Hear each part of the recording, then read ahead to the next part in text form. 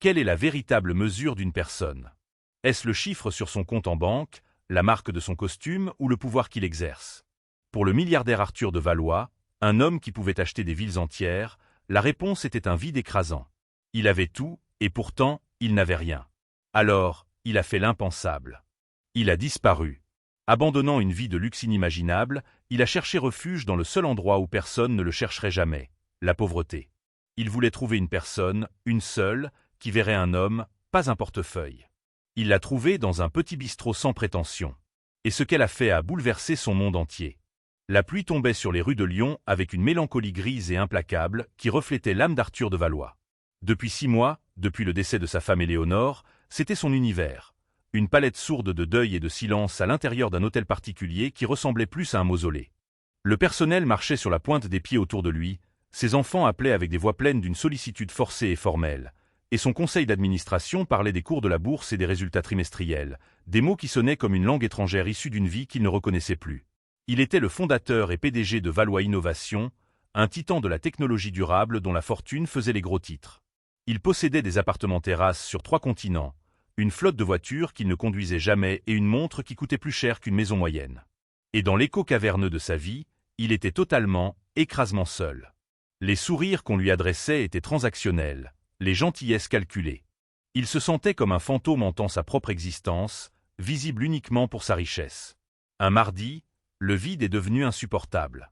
Il a regardé son reflet dans le marbre noir de sa cheminée, un homme fatigué dans un pull en cachemire à 2000 €, et a pris une décision. Il mènerait une expérience. Il se dépouillerait d'Arthur de Valois, le milliardaire, pour devenir Luc, un inconnu. Il s'est rendu dans une friperie d'un quartier que son chauffeur évitait activement et s'est acheté une nouvelle identité. Une veste en tweed usée aux poignets effilochés, des chaussures en cuir éraflées et un pantalon qui avait depuis longtemps perdu sa forme. Il a laissé sa Rolex dans un tiroir avec ses cartes de crédit en platine et n'a pris que quelques billets froissés. Sa destination était un petit restaurant sans prétention appelé le Coin Gourmand.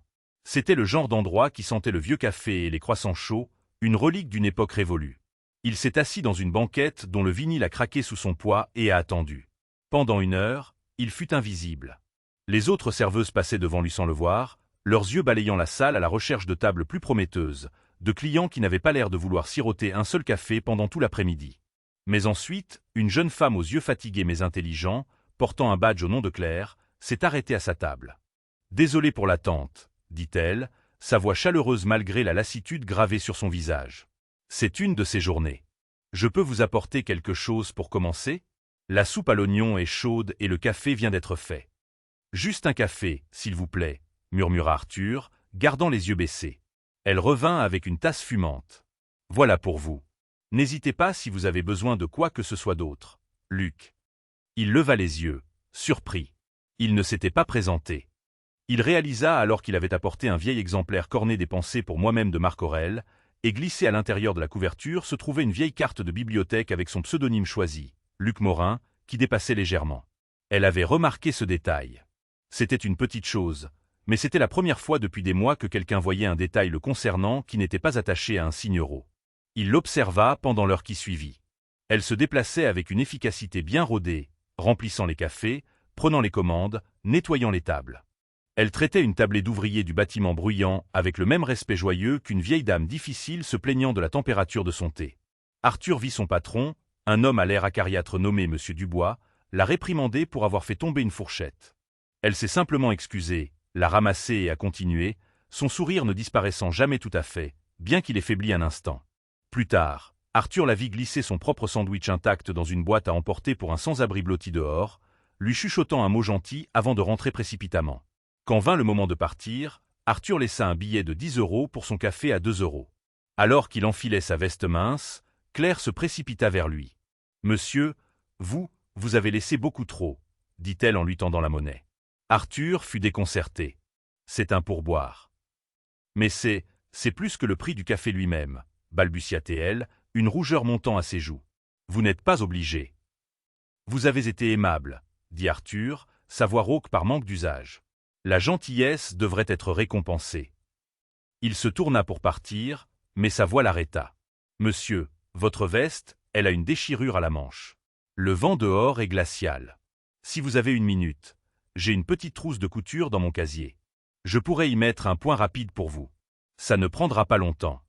Arthur de Valois, l'homme dont les costumes étaient taillés sur mesure à Paris, resta immobile. Il regarda la petite déchirure de son manteau d'occasion, puis cette jeune femme, lui offrant un simple acte de décence humaine, sans rien demander en retour. Elle n'attendait rien. Elle ne savait pas qu'il pouvait acheter tout l'îlot sur lequel se trouvait le restaurant. Elle voyait juste un vieil homme avec un manteau déchiré par une journée froide. « Oui, » dit Arthur, la voix épaisse d'une émotion qu'il ne pouvait nommer. « Merci. J'apprécierais beaucoup. » Alors qu'elle réparait le tissu usé avec des doigts agiles et experts, Arthur sut que son expérience avait donné son premier, et peut-être plus important, résultat. Dans un monde de fausseté scintillante, il avait trouvé une lueur de quelque chose de réel dans la banquette numéro 4 du coin gourmand. Arthur, ou Luc comme Claire l'appelait désormais, fit du coin gourmand son nouveau sanctuaire. Chaque jour, il arrivait à 14 heures, après le coup de feu du déjeuner, et s'asseyait à la banquette numéro 4. Il lisait son livre, buvait son café et regardait le petit monde du bistrot tourner autour de son centre calme et compatissant, Claire Mathieu. Leurs conversations commencèrent modestement. Elle l'interrogeait sur son livre. Il apprit qu'elle était une artiste en herbe, une peintre. Son rêve était de voir un jour son travail exposé à la Galerie Charpentier, en centre-ville, mais pour l'instant, ses toiles étaient le dos des carnets de commandes, où elle dessinait les clients avec de fugaces traits de fusain. « Je vois des choses dans les visages », lui dit-elle un après-midi, en lui montrant une esquisse rapide du patron grincheux, Monsieur Dubois. Elle avait capturé non seulement sa grimace perpétuelle, mais aussi une profonde tristesse dans ses yeux qu'Arthur n'avait jamais remarquée. Tout le monde a une histoire. Il suffit de vouloir regarder assez longtemps pour la lire. Arthur ressentit une pointe de reconnaissance. C'était précisément ce qu'il faisait, essayer de trouver quelqu'un prêt à lire son histoire sans voir la couverture dorée. Il commença à prendre des bribes de son histoire à elle. Elle travaillait en horaire décalé pour subvenir à ses besoins et à ceux de son jeune frère Léo, âgé de 10 ans. Léo souffrait d'un asthme sévère et le coût de ses médicaments et de ses inhalateurs était un poids constant et écrasant. Ses parents étaient décédés, et il ne restait plus que d'eux. Pourtant, elle ne se plaignait jamais. Elle parlait de l'amour de Léo pour l'astronomie et de son rêve de lui acheter un vrai télescope avec un amour protecteur et féroce qui humiliait Arthur. Un jour, Arthur laissa accidentellement un billet de 50 € sur la table. Quelques minutes après avoir quitté le restaurant, son téléphone, un appareil bon marché à carte prépayée qu'il avait acheté pour son déguisement, vibra. C'était un numéro inconnu. Il répondit avec prudence. « Luc, c'est Claire du bistrot. » Sa voix était hésitante. « Je suis vraiment désolé de vous déranger. J'ai eu votre numéro sur la carte de contact que vous avez laissée sur la table hier. Vous aviez dit en cas d'urgence médicale. Bref, vous avez laissé 50 €. Je sais que ce n'était pas intentionnel. Je les ai ici pour vous pour quand vous viendrez demain. » Arthur ferma les yeux. Il aurait pu mettre fin à tous ses soucis financiers d'un seul coup de fil, d'un simple trait de plume. Mais cela ferait de lui à nouveau Arthur de Valois. Luc ne pouvait pas faire ça. Et plus important encore, il savait qu'elle serait horrifiée, pas reconnaissante. Sa fierté et son intégrité faisaient autant partie d'elle que sa gentillesse. « Claire, » dit-il doucement, « je n'ai pas de famille. Je suis un vieil homme avec une petite retraite. Cet argent, je l'économisais pour quelque chose de spécial, mais je crois que je l'ai trouvé. S'il vous plaît, utilisez-le pour votre frère. Achetez-lui un nouveau livre sur les étoiles.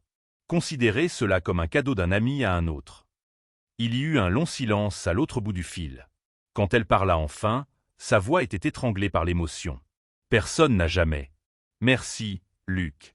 Vraiment. » Leur lien s'approfondit. Il n'était plus seulement un client. Il était son confident. Elle lui parlait de ses frustrations avec une nouvelle peinture, de la façon dont la couleur du ciel du soir sur la Saône était impossible à capturer.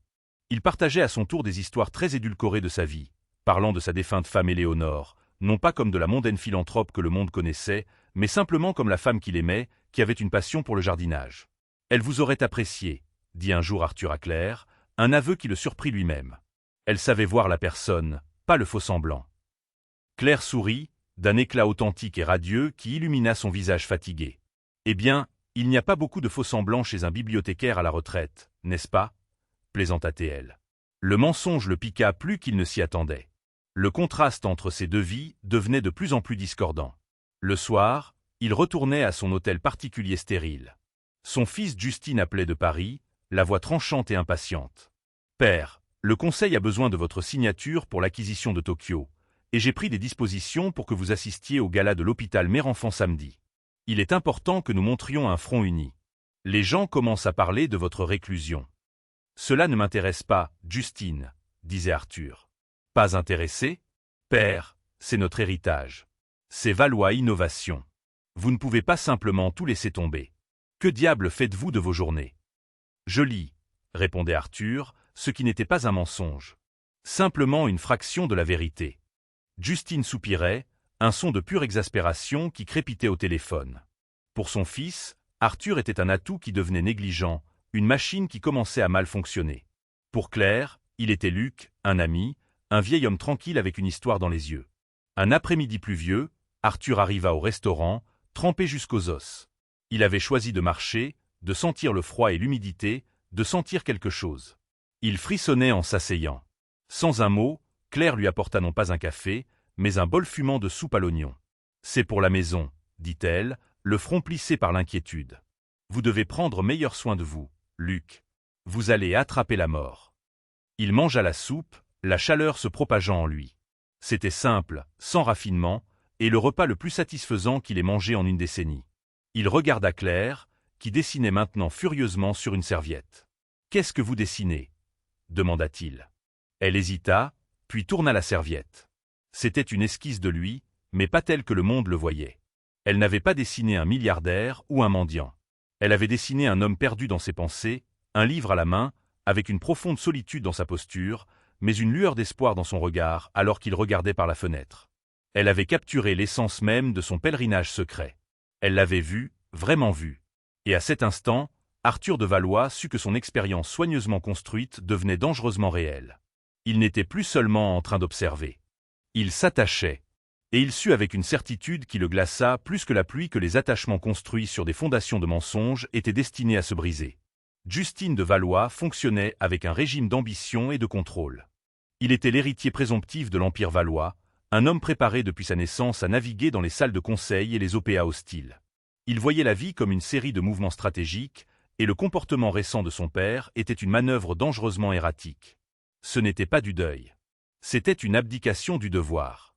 Son père manquait des réunions, ignorait les appels et refusait de s'engager dans l'héritage de plusieurs milliards d'euros que Justine travaillait sans relâche à développer.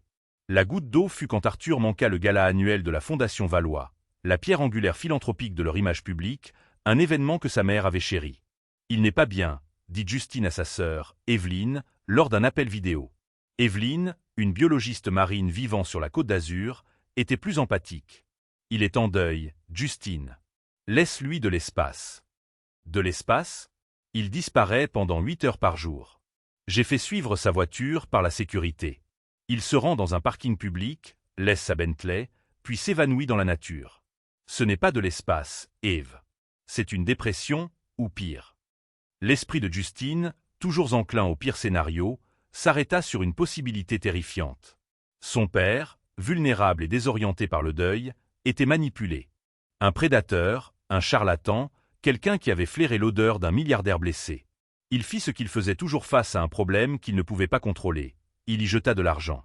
Il engagea un détective privé, un homme discret mais impitoyable nommé M. Klein, dont la spécialité était de découvrir les secrets peu recommandables des riches. « Découvrez où va mon père, avec qui il est, ce qu'il fait », ordonna Justine, sa voix froide comme l'acier. « Je veux des photos. Je veux tout. » Une semaine plus tard, une enveloppe Kraft atterrit sur le bureau en acajou de Justine dans son bureau parisien. Le contenu lui glaça le sang. À l'intérieur se trouvaient des photographies haute résolution de son père, Arthur de Valois, un homme qui portait des costumes siphonelli cousus main, habillé de ce que Justine ne pouvait décrire que comme des haillons. Il était assis dans un restaurant d'allure médiocre, parlant à une jeune serveuse. Le rapport de Klein était clinique et accablant. Sujet Arthur de Valois a adopté le pseudonyme de Luc Morin. Passe environ 4 à 6 heures par jour au restaurant Le Coin Gourmand. L'association principale est avec une serveuse, Claire Mathieu, 26 ans. Célibataire, pas de casier judiciaire. Seule tutrice d'un frère mineur atteint de problèmes de santé chronique. Vit dans un appartement à loyer modéré dans le quartier de la Croix-Rousse. Justine fixa les photos de Claire. Elle souriait à son père, la tête penchée d'une manière qui semblait intime, attentionnée. Sur un cliché, elle touchait le bras de son père. Pour un étranger, c'était un geste de simple chaleur. Pour Justine, c'était le mouvement calculé d'une prédatrice, enfonçant ses griffes dans la fortune de sa famille. Une jeune serveuse en difficulté avec un frère malade. C'était l'histoire larmoyante typique d'une croqueuse de diamants. Son père, le brillant stratège, était devenu un vieil homme pathétique, dupé par le premier joli visage qui lui montrait une once de sympathie. La colère brûlait dans la poitrine de Justine, chaude et vertueuse. Il ne protégeait pas seulement son héritage, il protégeait son père de sa propre sénilité. Il réserva le prochain vol pour Lyon. Il n'alla pas à l'hôtel particulier. Il se rendit directement au coin gourmand. Il s'assit dans son costume sur mesure dans une banquette en face de la place habituelle de son père et attendit. Quand Arthur entra, vêtu de son costume de pauvre, Justine ressentit une vague de dégoût et de pitié. Il regarda la serveuse, Claire, accueillir immédiatement son père avec un sourire éclatant et une cafetière fraîche. Il vit la camaraderie facile entre eux, la façon dont toute la posture de son père se détendait en sa présence. C'était une familiarité qui confirmait toutes ses pires craintes. Il attendit que son père soit parti. Puis il s'approcha du comptoir où Claire comptabilisait les recettes. « Claire Mathieu, » dit-il. Sa voix était calme, mais portait une indéniable pointe d'autorité. Claire leva les yeux, son sourire s'effaçant légèrement en voyant son costume cher et son expression sévère. « Oui, je peux vous aider. »« Je suis ici au sujet de Luc, » dit Justine, observant son visage pour une réaction. Il vit une lueur d'inquiétude. « Bien. Il va bien ?» demanda-t-elle immédiatement. Il avait l'air un peu triste aujourd'hui. Justine eut un rire froid et sans humour. « Oh, il est loin d'aller bien, et je pense que vous le savez. Dites-moi, quel est votre jeu? Combien vous paie-t-il pour être sa compagne ?» La mâchoire de Claire tomba. Elle le dévisagea, son visage un mélange de confusion et d'offense. « Je ne sais pas de quoi vous parlez. Luc est mon ami. C'est un vieil homme seul. Je ne prends pas d'argent de lui. »« Oh, s'il vous plaît, » ricana Justine, sa voix dégoulinant de condescendance. « Épargnez-moi le numéro de l'infirmière dévouée. Une fille comme vous, travaillant dans un endroit comme celui-ci, avec un petit frère malade, j'entends. C'est une histoire très triste. Combien avez-vous dû l'embellir pour le ferrer ?» La couleur quitta le visage de Claire, remplacée par une bouffée de colère. « Vous n'avez aucun droit, » dit-elle, sa voix tremblante mais ferme. « Vous ne savez rien de moi ni de Luc. C'est un homme bon et décent. Maintenant, je pense que vous devriez partir. »« Je partirai quand je serai prêt, » dit Justine en se penchant plus près, sa voix tombant à un murmure menaçant. « Laissez-moi vous donner un conseil. Ça s'arrête maintenant. Quelle que soit la fantaisie que vous avez inventée, quel que soit le pactole que vous espérez. C'est fini. Restez loin de lui. Si je vois ou j'entends que vous l'avez contacté à nouveau, je ferai s'abattre sur vous tout le poids des ressources de ma famille. Je m'assurerai que vous perdiez ce travail. Je vous ensevelirai sous les frais de justice jusqu'à ce que vous ne puissiez même plus payer le prochain inhalateur de votre frère. Me comprenez-vous ? » Des larmes montèrent aux yeux de Claire. Des larmes d'humiliation et de fureur. Elle n'était qu'une serveuse. Il était un homme qui maniait le pouvoir comme une arme. C'était un combat qu'elle ne pourrait jamais gagner. Elle ne put qu'acquiescer d'un seul mouvement sec de la tête. « Bien, » dit Justine en redressant sa cravate. Il jeta un billet de 100 € sur le comptoir. « Pour votre peine. » Il sortit, laissant Claire debout, sous le choc et tremblante, le billet neuf posé sur le comptoir comme une insulte. Il avait réglé le problème. Il avait excisé le cancer avant qu'il ne puisse se propager. Il avait sauvé son père. Il en était sûr.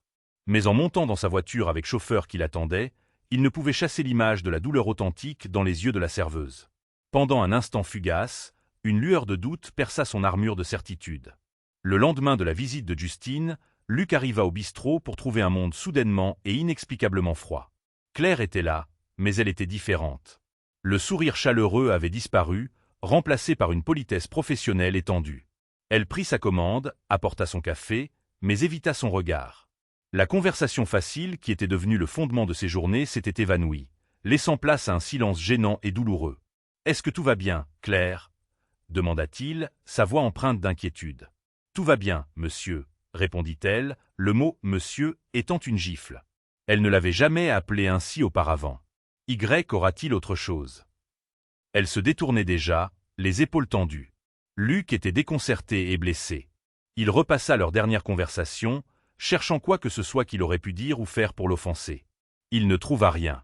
Il quitta le bistrot ce jour-là, sentant le poids écrasant et familier de la solitude revenir, plus lourd que jamais. Il ne savait pas que Claire avait passé toute la nuit à lutter contre les menaces de Justine, les mots les résonnant dans son esprit. Qui était cet homme? Le fils de Luc? Pourquoi serait-il si cruel? Elle ressentit une peur glaçante d'être tombée dans quelque chose de bien plus complexe et dangereux qu'une simple amitié avec un vieil homme seul. Pour le bien de Léo, elle savait qu'elle devait prendre ses distances. Le risque était trop grand. La dynamique de leur nouvelle réalité tendue jetait de l'huile sur le feu pour un autre observateur. Marc Renaud, l'ex-petit ami de Claire, rôdait à la périphérie de sa vie depuis des mois. Il était aussi un artiste, mais là où l'art de Claire naissait de l'empathie, celui de Marc était motivé par l'ego. Il était perpétuellement sur le point d'être découvert, un état qu'il utilisait pour justifier ses emprunts d'argent et sa jalousie amère envers quiconque réussissait. Leur relation avait pris fin lorsque Claire s'était finalement lassée de ses manipulations et de son vampirisme émotionnel. Marc passait souvent au bistrot vers la fin de son service, espérant la charmer ou la culpabiliser pour la faire revenir dans sa vie, ou au moins pour obtenir un repas gratuit. Depuis son point de vue au bout du comptoir, il avait observé l'étrange amitié entre Claire et le vieil homme s'épanouir. Il l'avait d'abord ignorée, mais il avait ensuite remarqué la façon dont le visage de Claire s'illuminait lorsque Luc entrait, et la manière protectrice et paternelle dont le vieil homme la regardait. Il y vit une opportunité. Après avoir vu Luc quitter le bistrot, abattu, Marc accula Claire alors qu'elle nettoyait les tables. « Des problèmes au paradis ?» dit-il avec un sourire narquois. « Ton mécène a l'air contrarié. »« Ce n'est pas mon mécène, Marc. Et ce ne sont pas tes affaires, » répliqua sèchement Claire, les nerfs déjà à vif. « Oh, allons, Claire. Un vieil homme en vêtements élimés qui passe toute la journée dans un bistrot. Soit il est sans abri, soit il a un secret. Et la façon dont il te regarde, je parie sur le secret. » Les yeux de Marc brillaient de convoitise. « Qui est-ce? Un riche excentrique qui teste les gens? J'ai entendu des histoires comme ça. C'est un bibliothécaire à la retraite nommé Luc, et c'est mon ami. C'est tout, dit-elle d'une voix ferme. Mais Marc était un prédateur qui sentait la faiblesse. La détresse de Claire, sa soudaine distance avec le vieil homme et l'apparition de l'homme au costume cher la veille. Marc avait vu Justine partir, tout cela concordait. Quelque chose se passait, et il était déterminé à en faire partie. Sa chance se présenta quelques jours plus tard. Arthur, désespéré de comprendre ce qui s'était passé, avait écrit une courte note sincère à Claire, s'excusant pour tout ce qu'il avait pu faire et lui demandant de bien vouloir lui parler. Il la glissa dans son exemplaire des pensées. À un moment où Claire était en cuisine, M. Dubois, le gérant, aboya sur Arthur pour avoir occupé une banquette sans commander plus qu'un café. Humilié, Arthur se leva pour partir, mais dans sa hâte, le livre tomba de ses genoux et la note vola sous la table, inaperçue. Après son départ, Marc, qui avait observé la scène, s'approcha nonchalamment. Il trouva la note et l'empocha. Mais en se penchant, autre chose attira son attention. Le vieux portefeuille usé d'Arthur avait également glissé de la poche de sa veste. C'était un simple portefeuille en cuir, une partie de son déguisement, mais Marc, poussé par un mélange toxique de curiosité et de cupidité, ne put résister. Il s'en empara. Plus tard, dans son atelier encombré, il ouvrit le portefeuille. Il contenait quelques petits billets, la fausse carte de bibliothèque de Luc Morin, et une autre chose glissée dans une pochette cachée. C'était une carte de crédit en platine. Le nom gravé dessus n'était pas Luc Morin. C'était Arthur de Valois. Les mains de Marc tremblaient. Il sortit son téléphone et tapa le nom dans un moteur de recherche. L'écran s'illumina de photos de l'homme du bistrot, bien qu'il ait l'air différent, puissant, confiant, vêtu de costumes impeccables, aux côtés de politiciens et de célébrités. Les gros titres hurlaient son identité. Le magnate de la technologie milliardaire Arthur de Valois, le génie reclus de Valois Innovation, fortune estimée à 50 milliards d'euros. Un sourire lent et venimeux se répandit sur le visage de Marc. Un bibliothécaire à la retraite, un simple ami. Claire était soit la plus grande naïve de la planète, soit la plus brillante actrice qu'il ait jamais rencontrée. Peu importait laquelle. Il détenait maintenant toutes les cartes. Il avait le portefeuille d'Arthur de Valois. Il avait une note personnelle et sincère. Il avait la vérité. Il pouvait aller voir de Valois et le faire chanter. Il pouvait exposer toute la mascarade aux médias. Ou il pouvait faire quelque chose de bien plus délicieusement cruel. Il pouvait utiliser la vérité pour détruire la seule chose de valeur réelle qu'il voyait, le lien entre le milliardaire et la serveuse qu'il avait rejetée. Il serait le héros sauvant Claire du vieux menteur manipulateur. Et ce faisant, il briserait son monde et peut-être, juste peut-être, lui ferait voir à quel point elle avait besoin de lui. Après tout, le poison de son passé avec elle était sur le point de devenir le poison de son avenir. Arthur de Valois était un homme habitué à résoudre les problèmes. Il pouvait analyser les tendances du marché, anticiper les changements technologiques et naviguer dans des négociations internationales complexes. Mais le simple problème humain de la froideur soudaine de Claire était une énigme qu'il ne parvenait pas à résoudre. Sa distance polie était un mur qu'il ne pouvait pas franchir, et cela le menait à la distraction. Son expérience d'authenticité avait échoué. Il avait trouvé une connexion authentique, seulement pour l'avoir inexplicablement rompue. Cette tourmente le rendait négligent. De retour dans sa vraie vie, celle des salles de conseil et des rapports financiers, il commettait des erreurs. Il manqua un détail crucial dans un rapport préliminaire pour l'acquisition de Tokyo, une erreur que son ancien lui aurait repérée en un clin d'œil. Cela coûta à l'entreprise un avantage de négociation significatif, et pour Justine, ce fut la preuve irréfutable finale de la compétence déclinante de son père. Armée de ce nouvel échec et du rapport du détective, Justine retourna à Lyon pour une seconde confrontation. Cette fois, il se rendit à l'hôtel particulier. Il trouva son père dans la bibliothèque, regardant par la fenêtre, l'air perdu et vieux dans ses vêtements coûteux. Le personnage de Luc semblait s'accrocher à lui-même ici. « Nous devons parler », commença Justine, sa voix dépourvue de chaleur. « Je sais où tu es allé. Je sais qui tu as vu. » Arthur se tourna lentement. « De quoi parles-tu » ? Le coin gourmand. La serveuse. Claire Mathieu, dit Justine, crachant le nom. Père, cela doit cesser. Tu te ridiculises. Tu ridiculises le nom de la famille. Tu négliges l'entreprise. L'accord de Tokyo est en péril parce que tu étais trop occupé à jouer à te déguiser dans un boui-boui. Le visage d'Arthur se durcit. Tu m'as fait suivre. Ce n'était pas une question. J'ai fait ce que je devais faire. La voix de Justine s'éleva, remplie d'une frustration qui couvait depuis des mois. Tu n'es pas toi-même. Cette femme t'est entrée dans la tête. Elle te manipule, profitant de ton deuil. Je suis allé la voir. Je l'ai mise en garde. Le sang quitta le visage d'Arthur. Les pièces du puzzle s'emboîtèrent avec une clarté horrifiante. La froideur soudaine, la peur dans les yeux de Claire, son insistance à l'appeler « monsieur ». Ce n'était pas de lui qu'elle avait peur. C'était de son fils. Tu as fait quoi ? La voix d'Arthur était un grondement sourd et dangereux. Le frêle personnage de Luc disparut, remplacé en un instant par le formidable titan de l'industrie que Justine connaissait et craignait. Tu es allé dans ce bistrot. Tu as menacé cette jeune femme. Je t'ai protégé. J'ai protégé cette famille, rétorqua Justine, momentanément décontenancée par la férocité de son père. Tu ne sais rien d'elle, tonna Arthur, faisant un pas en avant. C'est une personne bonne, gentille, honorable, des qualités dont tu sembles avoir oublié le sens. Elle m'a montré plus de décence humaine authentique en 2 mois que je n'en ai vu de mon propre cercle en 20 ans, et toi, dans ton ignorance arrogante et aveugle, tu es allé la terroriser. C'est une croqueuse de diamants, père. Ne le vois-tu pas ? Elle a essayé de rendre un pourboire de 8 € parce qu'elle pensait que je ne pouvais pas me le permettre. Rugit Arthur, l'injustice de tout cela le consumant. Elle a recousu mon manteau. Elle m'a donné de la soupe parce que j'avais froid. Elle ne sait rien de mon argent. Tout ce qu'elle connaît, c'est un vieil homme seul. Tu ne m'as pas protégé, Justine. Tu as détruit la seule chose réelle qu'il me restait. La douleur brute dans la voix de son père perça enfin la colère moralisatrice de Justine. Il ne vit pas un vieil homme sénile, mais un homme profondément seul. La confrontation laissa les 2 hommes ébranlés, un gouffre d'incompréhension béant entre eux. Pendant ce temps, une autre tempête se préparait de l'autre côté de la ville. Marc Renaud mettait son plan à exécution.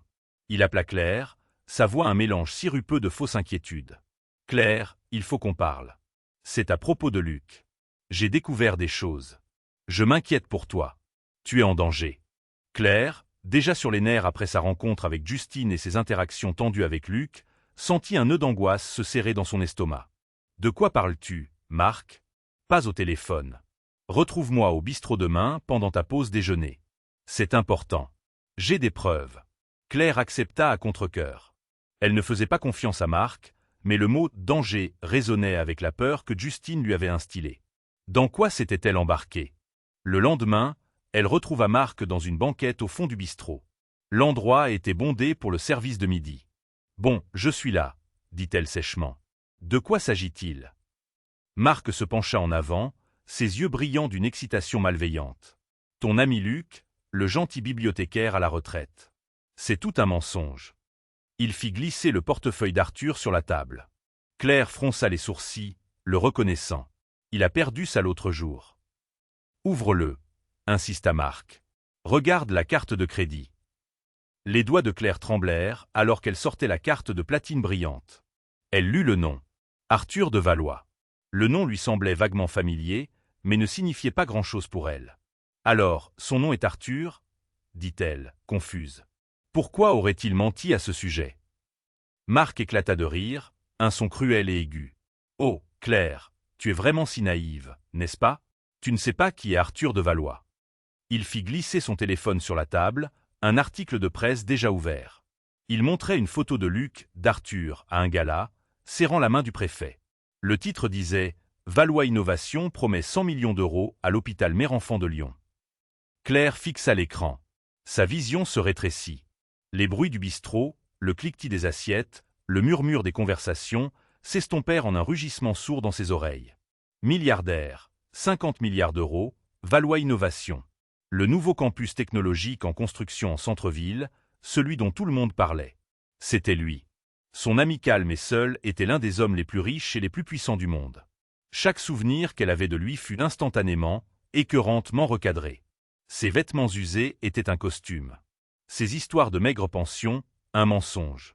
Sa gentillesse, son inquiétude pour lui, recoudre son manteau, lui donner de la soupe gratuite, s'inquiéter de son pourboire de 8 euros.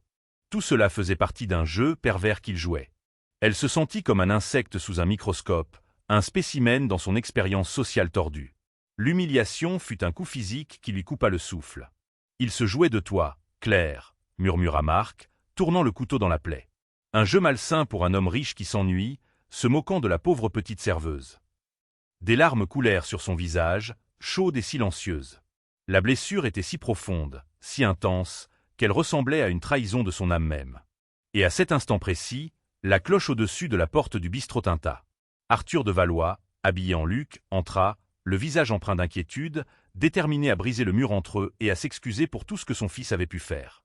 Il la vit. Il vit ses larmes, le téléphone dans sa main, et le regard venimeux et triomphant sur le visage de Marc. Leurs yeux se croisèrent à travers la salle bondée, et dans son regard à elle, il ne vit pas la chaleur et la gentillesse qui avaient été son refuge, mais les éclats brisés et accusateurs d'une confiance qui avait été totalement et irrévocablement détruite. La tempête avait éclaté. L'instant s'étira en une éternité. Le bistrot animé devint une scène silencieuse pour le drame qui se jouait entre trois. Arthur se tenait figé près de la porte, le déguisement de Luc lui semblant un linceul étouffant. Claire était assise dans la banquette, l'écran du téléphone de Marc illuminant la vérité dévastatrice, son visage un masque de trahison profonde. Marc, l'architecte du chaos, les observait tous les deux, une satisfaction suffisante retroussant ses lèvres. « Tiens, tiens », dit Marc à voix haute, s'assurant que les tables voisines puissent entendre. « Quand on parle du loup, ou devrais-je dire, de monsieur Arthur de Valois. Venu vous encanailler avec le bas peuple à nouveau ?» Les têtes se tournèrent, un murmure parcourut le restaurant. Monsieur Dubois, le gérant qui se trouvait à la caisse, regarda, les yeux écarquillés d'incrédulité en reconnaissant le nom. Arthur l'ignora. Toute son attention était portée sur Claire. Il fit un pas vers sa banquette, les mains levées dans un geste apaisant. « Claire, s'il vous plaît, laissez-moi vous expliquer. »« Expliquer quoi ?» murmura-t-elle, sa voix se brisant, le murmure portant plus de poids qu'un cri. « Expliquer quelle partie de tout ça était réelle? Le manteau déchiré, les tristes histoires sur votre retraite? Est-ce que quelque chose était vrai, ou n'étais-je qu'un divertissement pour vous? » « Non, ce n'était pas comme ça, » balbutia-t-il, son éloquence habituelle disparut. Il n'était plus un PDG, juste un homme regardant quelque chose de précieux se réduire en poussière. « C'est un menteur, Claire, » intervint Marc, se levant pour poser une main protectrice sur son épaule. Elle se dégagea de son contact. Un milliardaire qui joue avec la vie d'une personne ordinaire. C'est dégoûtant. L'agitation montait. Un client à une table voisine filmait discrètement avec son téléphone. Monsieur Dubois, voyant sa chance de se faire bien voir d'un personnage puissant, se précipita. « Monsieur de Valois, quel honneur de vous avoir dans mon établissement. Je suis tellement désolé pour la scène que ce vagabond est en train de causer, » dit-il en lançant un regard noir à Marc. « Et je vous assure, je n'avais aucune idée que mon employé vous harcelait. » Il se tourna vers Claire. « Vous êtes viré, Mathieu, pour causer des problèmes et importuner notre distinguée clientèle. » Claire le regarda, abasourdie. Virée. Au milieu de l'effondrement de son monde, elle perdait maintenant la seule chose qui la maintenait, elle et Léo, à flot. L'injustice était sidérante. Elle n'a rien fait. La voix d'Arthur résonna dans le bistrot, faisant taire la foule.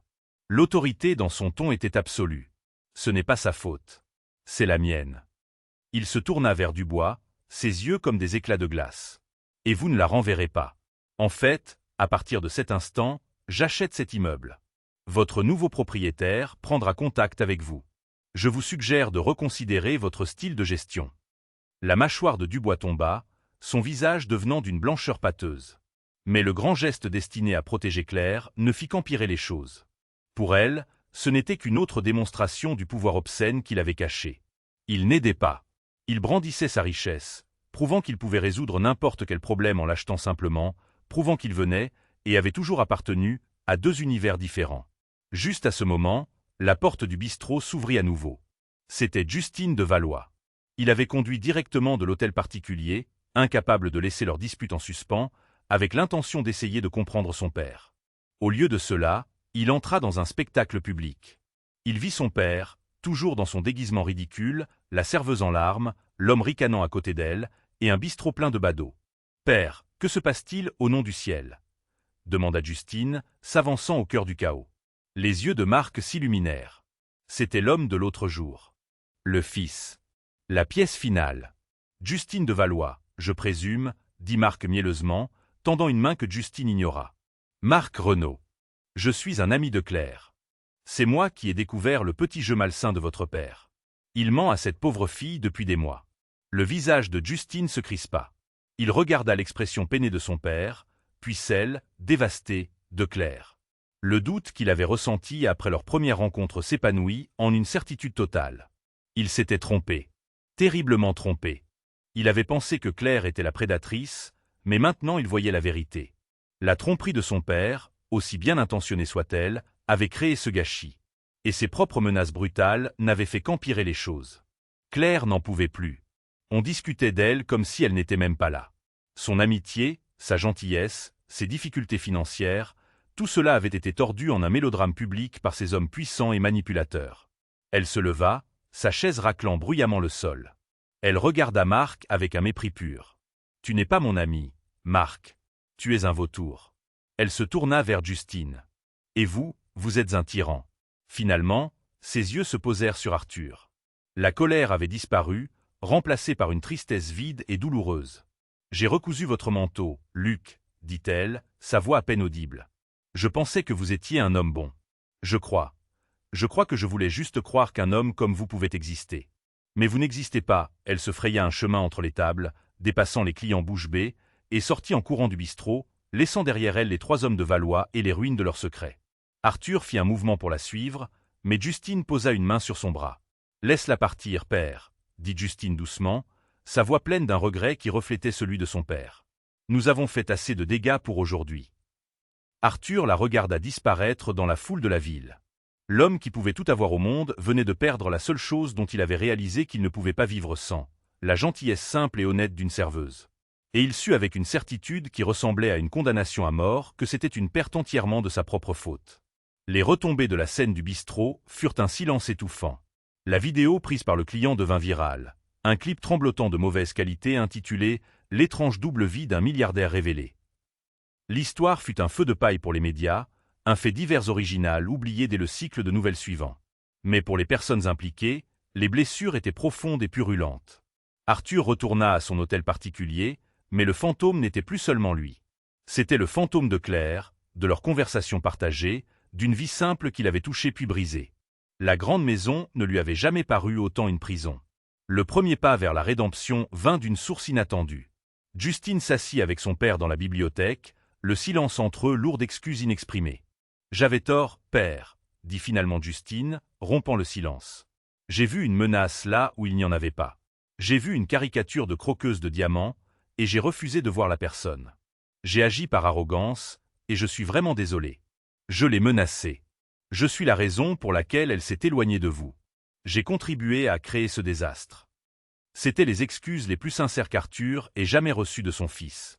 Il regarda Justine, voyant non seulement son héritier, mais un homme humilié par sa propre faillibilité. « Et j'ai eu tort de mentir, Justine, » avoua Arthur. « J'étais si perdu dans ma propre douleur, si désespéré de trouver quelque chose de réel, que je n'ai pas considéré les conséquences de ma tromperie.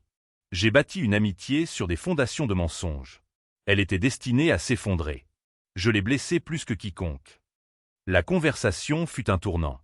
Pour la première fois depuis la mort d'Éléonore, père et fils ne parlaient pas d'affaires ou de devoirs, mais de leurs propres échecs. C'était un examen de conscience douloureux mais nécessaire. Arthur savait que les excuses ne suffisaient pas. Il devait réparer les choses. Mais il comprenait maintenant qu'il ne pouvait pas utiliser son argent comme un instrument contondant.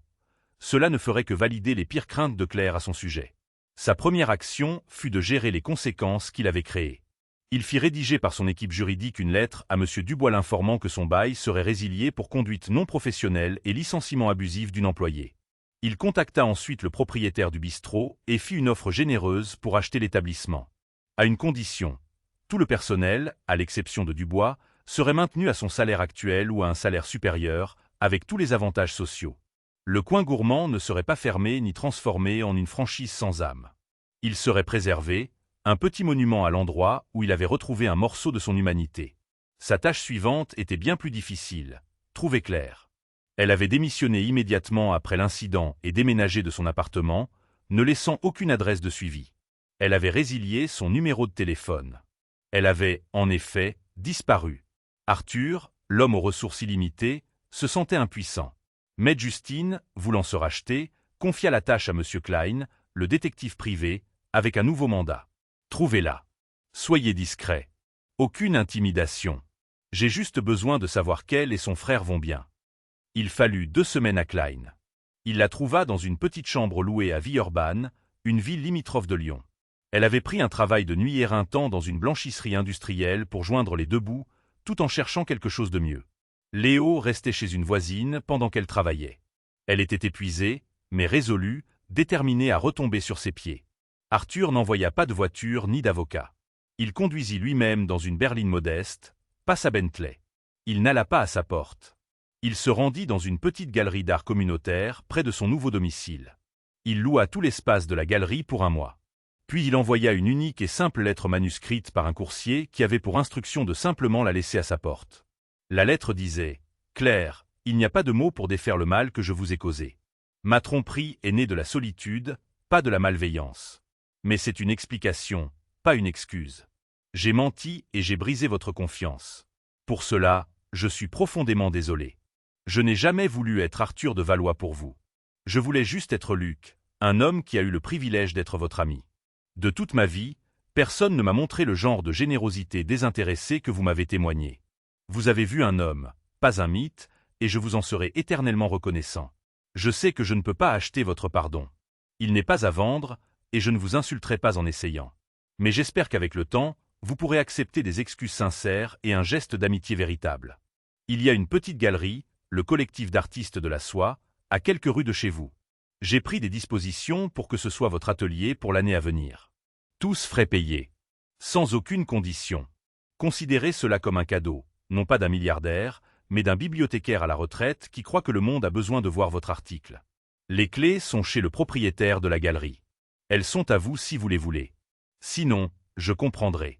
Quoi que vous choisissiez, j'espère que vous et Léo allez bien. Je ne vous souhaite que la paix et le bonheur que vous donnez si librement aux autres. Sincèrement, Luc. Claire lut la lettre une 12aine de fois, son cœur en guerre avec lui-même. La blessure était toujours là, une ecchymose vive et tendre. Mais la lettre n'était pas signée par un milliardaire. Elle était signée par Luc. C'était la voix de l'ami qui lui avait tant manqué. Une semaine plus tard, Arthur reçut un petit paquet. À l'intérieur se trouvait une esquisse au fusain sur une simple feuille de papier. C'était un dessin de la banquette numéro 4 du coin gourmand. La banquette était vide, mais un unique rayon de soleil filtrait par la fenêtre, illuminant la table comme si elle attendait le retour de quelqu'un. Il n'y avait pas de note. Aucune n'était nécessaire. C'était un commencement. Pas une fin de conte de fées, mais quelque chose de plus réel. C'était le début d'un nouveau type d'amitié, une amitié construite sur une vérité douloureuse plutôt que sur un mensonge confortable. Claire accepta l'atelier, et son art commença à s'épanouir, imprégné d'une nouvelle profondeur d'émotion. Arthur, avec l'aide de Justine, commença à remodeler les efforts philanthropiques de son entreprise, se concentrant sur de petits projets communautaires à fort impact, inspirés par les simples actes de gentillesse de Claire. Il créa une fondation au nom de sa défunte femme pour fournir des soins médicaux gratuits et une éducation artistique aux enfants défavorisés. Le premier bénéficiaire d'une bourse d'études complète et d'une couverture santé intégrale fut un jeune astronome en herbe nommé Léo Mathieu. Arthur et Claire recommencèrent à se parler, d'abord par des lettres hésitantes, puis par des appels téléphoniques. Ils se retrouvèrent pour un café, non pas au bistrot, mais dans un parc tranquille. Il n'était plus Luc le bibliothécaire, et elle n'était plus seulement une serveuse. Il était Arthur, un homme apprenant à être vulnérable. Et elle était Claire, une artiste apprenant à faire confiance à nouveau.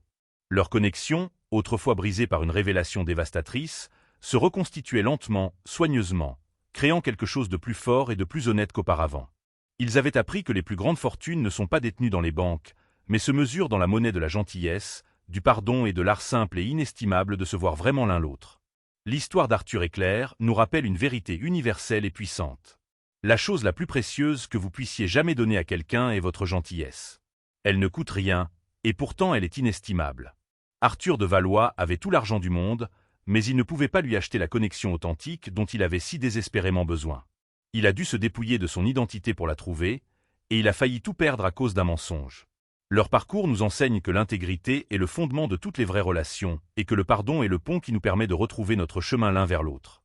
C'est un rappel que sous les étiquettes de riches ou de pauvres, de puissants ou d'humbles, nous ne sommes tous que des gens cherchant un endroit où se sentir vus et estimés.